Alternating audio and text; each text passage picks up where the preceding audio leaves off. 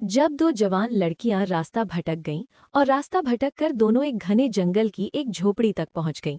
उन्होंने झोपड़ी का दरवाजा खटखटाया तो एक साधु ने झोपड़ी का दरवाजा खोला। साधु दोनों लड़कियों को देखकर जैसे मदहोश हो गया हो। साधु की आंखें दोनों लड़कियों को लगातार निहार रही थीं, जैसे उसकी निगाह दोनों के ऊपर से हट ही नहीं रही हो। साधु की आंखों में कई सालों की प्यास थी जो अब पूरी होने वाली थी, मगर दोनों लड़कियां साधु की बदनीयती को समझ नहीं पाईं। फिर साधु ने दोनों लड़कियों को अंदर बुलाया। उसके बाद जो हुआ वो कोई सोच भी नहीं सकता था।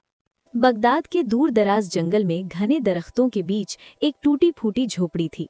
उसी वीराने में रहा करता था एक 70 साल का बूढ़ा साधु, जिसे लोग बाबा जाहिद के नाम से जानते थे। उसकी आंखों में एक गहरी बेचैनी और दिल में एक अनकही ख्वाहिश तभी थी।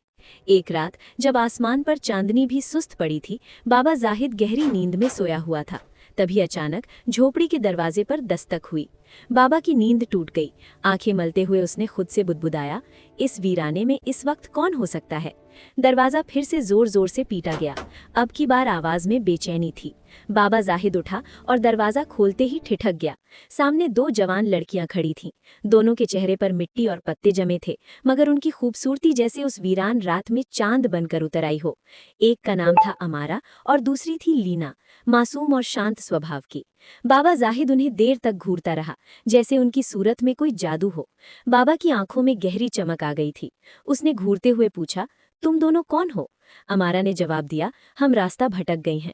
बसरा की तरफ जा रही थी, मगर राह गुम हो गई। अगर आप इजाजत दें तो बस एक रात आपके घर में पनाह मिल जाए, सुबह होते ही हम निकल जाएंगी। बाबा जाहिद उनकी बातों में खो गया। उनकी आवाज, उनकी आंखें जैसे उसके भीतर कोई भूला हुआ जज्बा जगा रही थी। आज जाओ, ने दिया। दोनों लड़कियां झोपड़ी में दाखिल हुईं।